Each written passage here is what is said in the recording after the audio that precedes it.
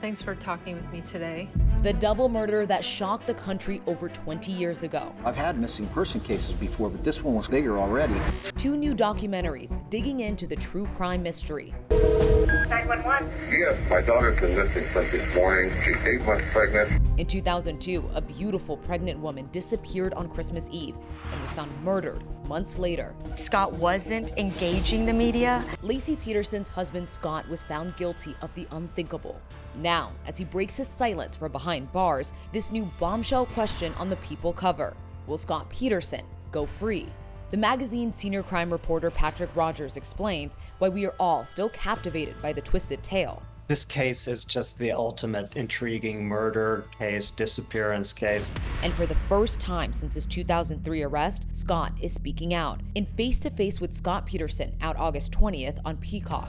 Why should anyone care about what you have to say? Why do you think it is so significant that he's speaking out now? I think it's significant because Scott Peterson did have a troubled history with the media. He gave interviews back in the day. The interviews were disastrous for him.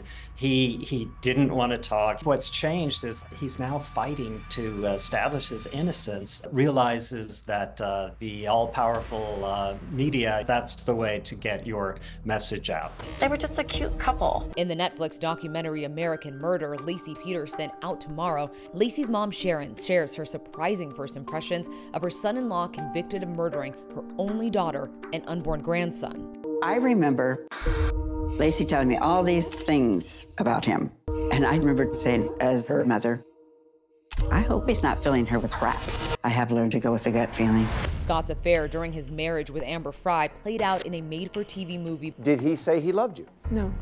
Now the real-life mistress is speaking out in American Murder and releasing secret recorded phone calls with the man she once loved.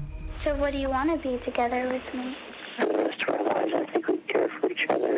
We hear Scott lying in these phone calls. How were you guys able to convince her to share her side of the story? I think Amber really wanted to do this interview with us for Laci.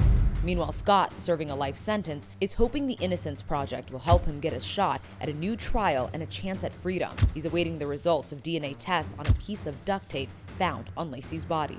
How much is he putting his efforts and relying on that outcome? We're told by the filmmaker that Scott is optimistic and confident that the LA Innocence Project exoneration campaign will result in the overturning of his conviction, perhaps a new trial.